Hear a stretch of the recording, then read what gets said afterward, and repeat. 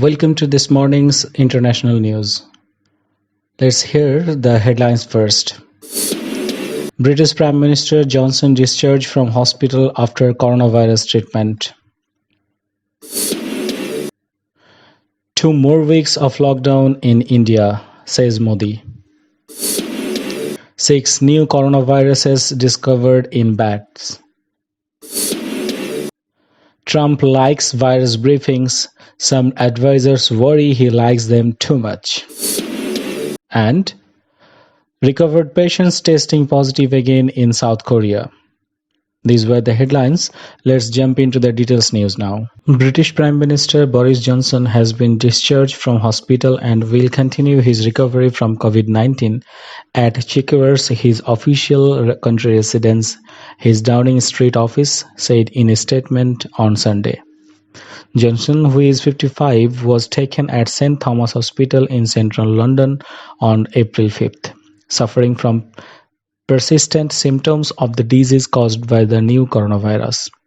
On April 6th, he was moved into intensive care where he remained until 9th April. On the advice of his medical team, the PM will not be immediately returning to work. He wishes to thank everybody at St. Thomas for the brilliant care he has received, an official statement said. In his first comments since leaving intensive care, Johnson said he owed his life to hospital staff. I cannot thank them enough. I owe them my life, he said in comments that were released to journalists and confirmed by the office on Sunday. His pregnant fiancée, Carrie St. Simons, who has also suffered COVID-19 symptoms, thanked National Health Service staff in a series of tweets shortly after the Downing Street statement on Johnson being discharged. There were times last week that were very dark indeed. My heart goes out to all those in similar situations worried sick about their loved ones, she said. While Johnson has been out of action, his ministers have come under mounting pressures to explain why the national death toll is rising so fast. Britain has reported 2 days in a row of hospital deaths increasing by more than 900 people. Friday's death toll of 980 surpassed the highest recorded in a single day in Italy, the hardest hit country in Europe so far. The British government has had to defend its response, which has included carrying out far less testing than in some other European countries and ordering a lockdown that came comparatively late. Ministers have also resisted apologizing for a shortage of protective gear for hospital staffs. India's Prime Minister Narendra Modi is set to extend the world's biggest pandemic lockdown for 2 weeks, state ministers said after talks on the growing fall-down in the countries yesterday. The 3-week lockdown is due to end Tuesday, but with the death toll rising, several chief ministers from India's 29 states and territories have been pressing Modi to prolong restrictions for the 1.3 billion population. 2 states, Odisha and Punjab, have already extended the lockdown by around 2 weeks. But critics say that nationwide lockdown is needed to stop people moving between states and potentially taking the virus with them. India has so far reported about 7,500 cases and 240 deaths. But the government says there is no community transmission. Delhi's Chief Minister Arvind Kejriwal said on Twitter after the talks that Modi has taken the correct decision to extend the lockdown. Today's India's position is better than many developed countries because we started lockdown early. If it is stopped now, all gains would be lost. Other ministers who took part in the video conference talks yesterday told media that lockdown would go for on another 2 weeks.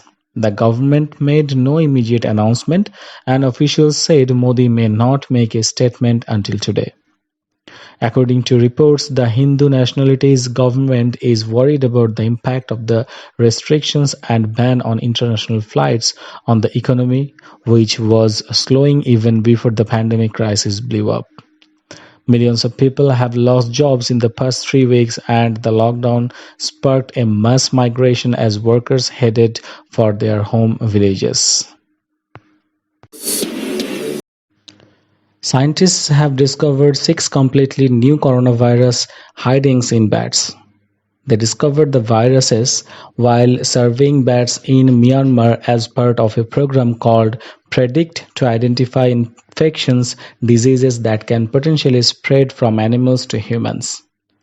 These viruses belong to the same family as a SARS-CoV-2, which causes the disease COVID-19 that is currently spreading across the world. However, they are not closely related genetically to SARS-CoV-2 or to the coronaviruses that are dangerous to humans, reports Life Science. The new viruses were found in three bat species: the Greater Asiatic Yellow House bat, where Predict-CoV-90 was found; the wrinkle-lipped free-tailed bat, which has host to Predict-CoV-47 and 82; and the Horsfield's slip-nosed bat, which carried Predict-CoV-92, 93, and 96. The researchers said that more research is required to understand the likelihood of these new viruses to move to other species and to understand how they might affect human health. Many coronaviruses may not pose a risk to people, but when we identify these diseases early on in animals, at the source we have a valuable opportunity to investigate the potential threat. Study co-author Susan Murray, director of the Southampton Global Health Program, said in a statement. Cooped up in the White House, President Donald Trump sees the coronavirus briefings as his main outlet of the day, a reminder for Americans that he is in charge of managing the greatest crisis of a lifetime. Plus, the ratings are good. Some advisors, however, would prefer a less is more approach. They have quietly recommended he not spend so much time at the briefings to avoid being distracted from the challenge at hand and bickering with reports. It's been suggested a few times, but he thinks it's just great and all these ratings, said a source familiar with the situation. After an initial bump, polls show approval ratings for Trump's handling of the pandemic have lived off.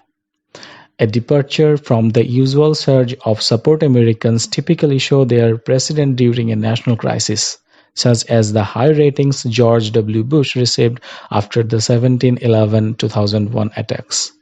In a further blow, Trump is down against his Democratic rival Joe Biden in most recent national election polls, even though Biden has been reduced to appearing on video from a room in his home, unable to hold campaign events because of the virus. All of this has caused some alarm among the president's advisors in and out of the White House. South Korea officials yesterday reported 91 patients thought cleared of the new coronavirus had tested positive again. Young Kyung, director of the Korea Centers for Disease Control and Prevention, told a briefing that the virus may have been reactivated rather than the patients being reinfected. South Korean health officials said it remains unclear what is behind the trend, with epidemiology's investigations still underway. The prospect of people being reinfected with the virus is international concern, as many countries are hoping that infected populations will develop sufficient immunity to prevent a resurge of the pandemic. The number will only increase. 91 is just the beginning now, said Kim Woo-joo, professor of infectious diseases at Korean University Guro Hospital. South Korea on Friday reported 27 new cases, its lowest after daily cases peaked at more than 900 in late February, according to KCDC, adding the total stood at 10,450 cases. The death toll rose by 7 to 211, it said.